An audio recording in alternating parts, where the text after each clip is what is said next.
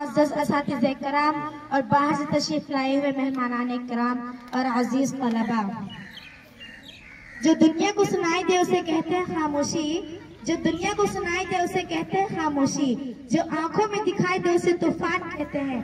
हम अपनी जान के दुश्मन को अपनी जान कहते हैं कि हम अपनी जान के दुश्मन को अपनी जान कहते हैं। मोहब्बत की इस मिट्टी को हिंदुस्तान कहते हैं। आज इस रौनक और तारीखी इजलास में मैं जिस उन्वान के तहत लब कुशाई की जिसारत कर रही हूँ वह है यौम आजादी और उसका तारीखी पस मंजर। हजरात, आज 15 अगस्त है जिसको कि हम यौम आजादी के तौर पर मनाते हैं। हिंदुस्तान की तारीख में इस तारीख की बड़ी अहमियत है, इसलिए कि 78 साल पहले हमारा मुल्क इसी 15 अगस्त को अंग्रेजों के चुंगल से आजाद हुआ था। जब ये आजादी हमें तकरीबन 200 साल की गुलामियत के बाद मिली थी, लेकिन जब ये आजादी हम हिंदियों को यूं ही जश्न में सजाकर तोहफतन पेश नहीं किया गया था, बल्कि इसके लिए हमारे उलमा और कायदीन ने अपनी अपनी जानों का नजराना पेश किया और ये ऐलान किया कि हम आजाद होकर ही जिंदगी गुजारेंगे।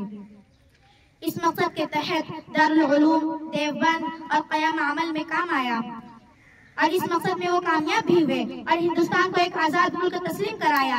लेकिन बदकिस्मती से इस मुल्क पर कुछ बदनीयतों का कब्जा हो गया जो इस मुल्क को फिर से गुलामियत की जंजीर में जकड़ना चाहते हैं।